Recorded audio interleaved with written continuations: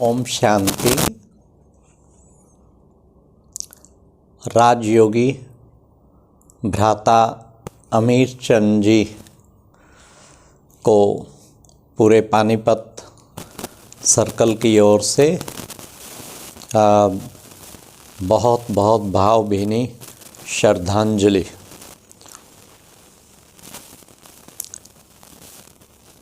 मैं उनके कुछ जीवन चरित्र के बारे में कुछ उनकी विशेषताएं बताना चाहूँगा। भ्राता अमीर चंद जी का जीवन एक तपस्वी जीवन था।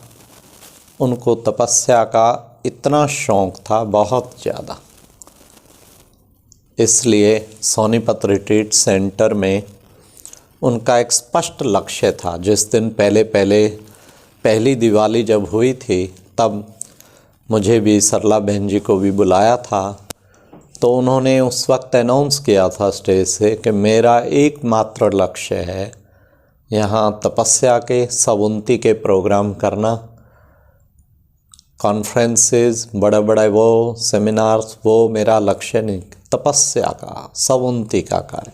और मैंने देखा सचमुच भट्टियों पे भट्टी क्लासेस प्रोग्राम 87 के लगातार होते रहे, क्योंकि खुद का जैसा जीवन हो, खुद का उनको तपस्या का शौक़, 87 का शौक़, खुद तपस्वी राज थे, तो इसलिए वहाँ पर भी यही कार्यक्रम, वो ज़्यादातर उनका एक ही लक्ष्य था। कहते मेरा एकमात्र लक्ष्य, ये मेरे साथ उन्होंने कई बार शेयर किया और ये सचमुच वैसा ही प्रैक्टिकल किया। और ये तपस्या का ही एक परिणाम था। बाबा कहते अंतमते सो गते, भले लगता है कि भ्राता जी कितना वेंटिलेटर पे थे मेदांता हॉस्पिटल में और कितना तकलीफ़ में सहन करके, लेकिन ऐसी बात नहीं है। मैं पूरा साथ रहा हूँ 14 दिन। जिस दिन 14 तारीख को एडमिट किया गया, उससे अगले दिन ही उनको नींद में कर दिया गया। तो उस आत्मा को प्रैक्टिकल पूछो तो बिल्कुल कष्ट नहीं हुआ। वो तो बाबा के पास थे और बाबा के साथ ही, या डीप साइलेंस में, उनको तो बिल्कुल कुछ नहीं पता। और सबसे बड़ी बात, जब सोनीपत से एम्बुलेंस में चढ़ाया जा रहा था तब वो कॉन्शियस में थे, जबकि वो लिटाया गया। तब मैंने कहा भ्राता जी, आपको निर्वैर भाई, करुणा भाई, सतीश गुप्ता, प्रताप जी सब बहुत याद दे रहे हैं और सब ने याद दिया है। तो भ्राता जी ने अपना हाथ ऐसे ऊपर किया लेटे लेटे एम्बुलेंस, लेकिन आंखें जैसे बाबा की याद, वो एकदम जो मुझे उनकी स्थिति से लगा कि वो ना वो कोई चिंता में थे ना किसी, एकदम उपराम जरूर थे अब बाबा के पास। और यही उत्तरा बहन जी ने भी भोग में कहा कि जब मैंने देखा बीमारी बढ़ रही है, मैंने सरेंडर कर दिया। उस वक्त प्रैक्टिकल सरेंडर वाली स्थिति, जैसे मुझे उनके चेहरे से लग रहा था वो बाबा की याद में, बाबा आपके गोद में हूँ, आप जैसे जहाँ जो कराना चाहें। और 2 बार जब वीडियो कॉलिंग पर भी बात हुई मेदांता, केवल 2-3 बार उन्हें कॉन्शियस में लाया गया।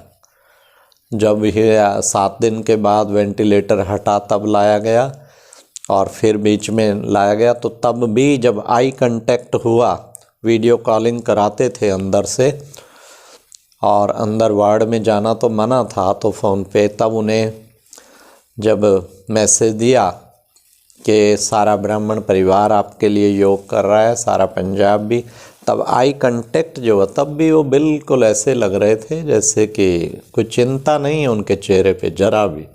वो एकदम बाबा की याद में हैं, बाबा के साथ जुड़े हुए हैं, जैसे बाबा उनको बड़ा पावरफुल पुल किए हुए हैं, बाबा के साथ ही कंबाइंड नज़र आ रहे थे। तो ये तब बाबा ने कहा, बच्चे जीवन भर की तपस्या अंतिम टाइम पे काम आती। और फिर उन्हें दोबारा वेंटिलेटर एक दिन लगा, उसमें फिर उनको पुनः उसमें नींद में कर दिया गया और उसके बाद तो बाबा के पास वो चले ही गए।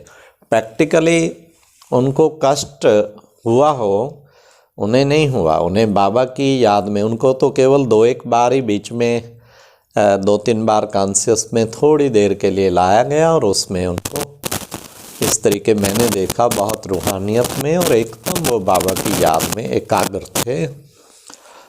तो इस तरीके से ये तपस्या उनके जीवन भर की तपस्या मेरे पे इतनी छाप पड़ी, जरा भी हलचल नहीं, मैं क्यों अकेला यहाँ। और ये उनकी जीवन भर की तपस्या एंड में निकाल के बाबा की गोद में पहुंचा दिया। टाइम तो बाबा को पता ही है, हर एक का फिक्स है।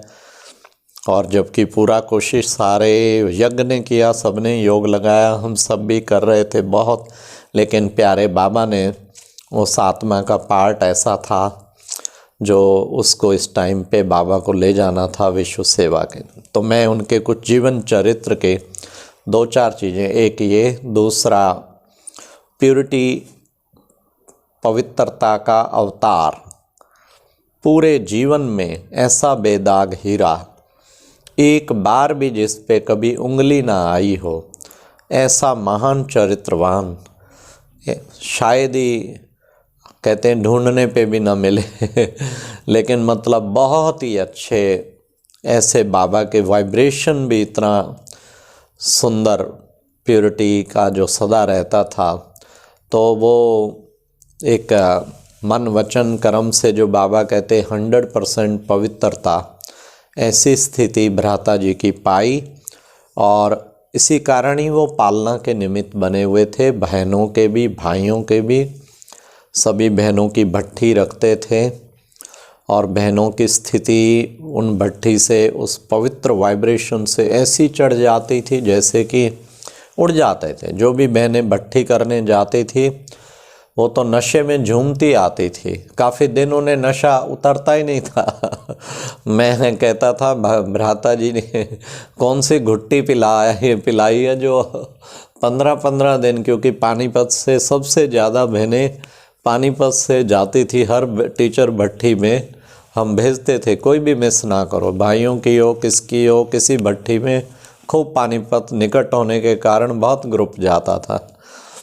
लेकिन वो आके फिर हम उनसे अनुभव सुनते थे, मतलब ये उनकी प्योर वाइब्रेशन और पवित्रता की शक्ति सबको उड़ाए देती थी, ऊंची स्थिति में पहुंचा देती थी। तो ये भी पूरे जीवन में मैंने देखा, जन्म से लेके हमेशा एक प्योर सोल का उनका एक इतनी प्योरिटी का वाइब्रेशन, ऐसा लगता था जैसे कोई पवित्रता का सूर्य चमक रहा। नेक्स्ट अमृतवेला। अमृतवेला मधुबन में भी कराते थे, सोनीपत भी कराते थे। अमृतवेला मिस की तो मतलब ही नहीं, लेकिन सुबह जल्दी आके पावरफुल शक्तिशाली बैठना। लेकिन एक चीज़ बहुत ज़बरदस्त देखी कि बहुत रेयर मिलते हैं, बड़े लोगों पर भी बहुत काम होते हैं, बहुत सेवाएं होती हैं, रात को लेट कई बार आते हैं सेवा से, फिर उसके बाद दिन भर की भी कारोबार का प्रेशर होता है। तो ऐसा नहीं है, कभी कभी हो सकता है, शरीर है, शरीर की लिमिटेशन है, कहीं शरीर थोड़ा सुस्ताई में आ सकता है, थोड़ा ना थोड़ा कहीं किसी को झुटका भी आ सकता है। परंतु भ्राता जी को कभी भी अमृत वेले वेरी पावरफुल योग करते देखा, चाहे नीचे बैठ के कर रहे हो चाहे ऊपर बैठ के कर रहे हो। मैं समझता हूँ किसी ने भी लाइफ में उनको झुटका खाते नहीं देखा होगा ये एक उनकी देखो कितनी ज़बरदस्त अंदर की कमाई थी। मधुबन में भी योग कराते थे, केवल योग कराने की बात नहीं, नीचे भी करते हुए भी ना आए, करते हुए भी कभी नहीं देखा होगा किसी। नेक्स्ट उनकी एक और विशेषता पढ़ाई की, शौक़ पढ़ाई का, मुरली का शौक़। मुरली में हमेशा, चाहे मधुबन में, चाहे सोनीपत में, चाहे चंडीगढ़ में, मुरली से 15 मिनट पहले उन्होंने पहुंच ही जाना है। पहले वो योग करेंगे और फिर बाबा की वाणी सुनेंगे, कभी भी मिस नहीं करेंगे। ये एक पढ़ाई का शौक़ था और रोज़ाना वहाँ पर मुरली रिवीज़न होती थी। सोनीपत में भी सबको ऐसी धुन चढ़ाई हुई थी उन्होंने, जो खुद भ्राता जी ने मुझे सुनाया था फ़ोन पे कि हम पर्ची निकालते हैं, जिसका भी नाम निकला उसको मुरली सारी सुनानी है। तो मैंने उनको सुन के हमने भी शुरू किया ऐसे। हम मुरली रिवीजन तो करते थे लेकिन पर्ची सिस्टम पानीपत में ज्ञानमान सरोवर में नहीं करते थे। फिर हमने भी किया ऐसे, हमें अच्छा लगा ये, क्योंकि एक ही व्यक्ति का अगले दिन फिर नंबर आ सकता है तो सारे तैयार रहते हैं। तो इस कारण वो खुद भी मुरली पे बहुत ध्यान देते थे और सबका बड़ा ध्यान खिंचाते थे। पढ़ाई का शौक़, ये भी एक उनकी बहुत बड़ी विशेषता।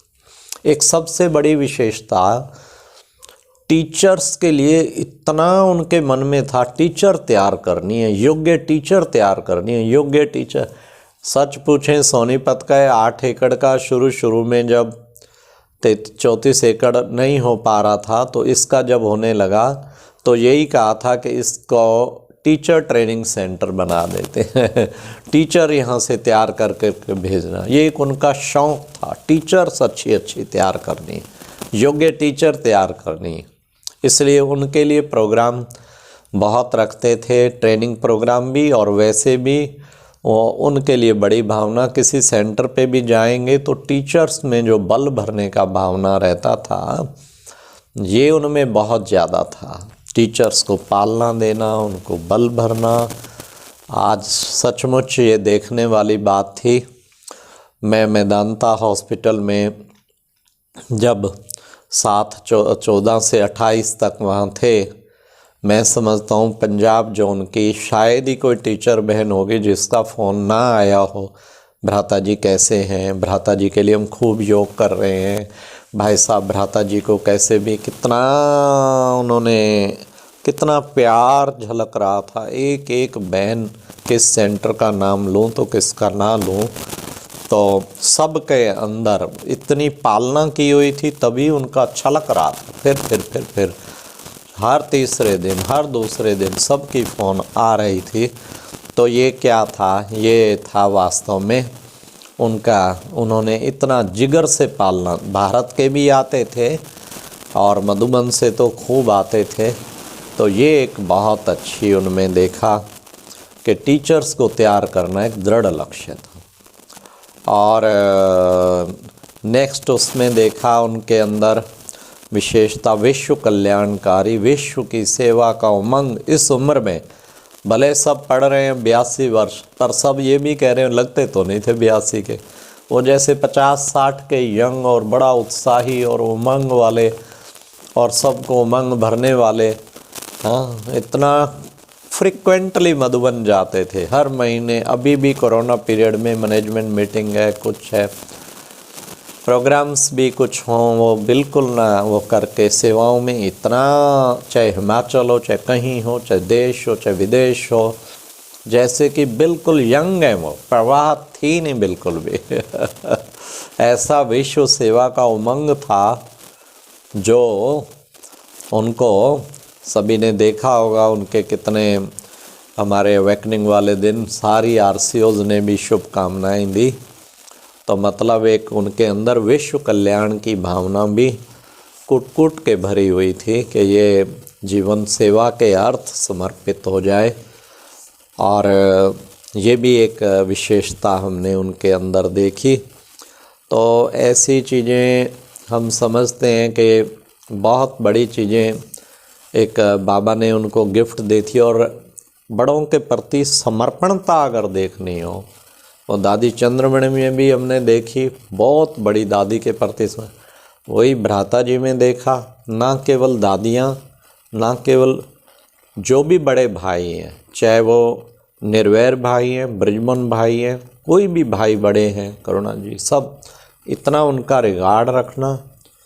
और विशेषकर निर्वैर भाई ब्रिजमन भाई जी के लिए तो कहते थे कुछ भी कह दें एकदम हम तैयार खड़े।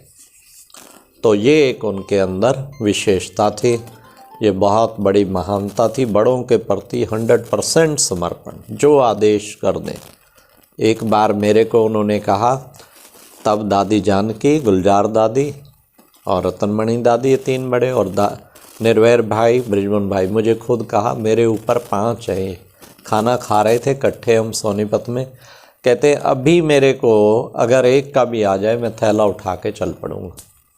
तो आप देखिए कितना डेडिकेशन बड़ों के प्रति। यही चीज़ें बहुत बड़ी महान बनाती हैं। तो मैं समझता हूँ यज्ञ का भी वो एक अनमोल हीरा था, आदर्श। और ऐसा पंजाब जोन के तो थे ही थे जिसको सदा मिस करेंगे, उनकी क्षति पूरी नहीं की जा सकती। लेकिन मैं समझता हूँ उनके जीवन को देख के ही अनेक भाई बहनों ने पंजाब में उन्होंने उनको आप समान बनाया, आदर्श सामने होके स्वयं आदर्श मूर्त बन के उन सबको भी ऐसा जीवन, उनका भी ऐसा ही चरित्रवान बनाया। इसलिए उनको हम पूरी भावभीनी श्रद्धांजलि अपने दिल की गहराइयों से। ओम शांति।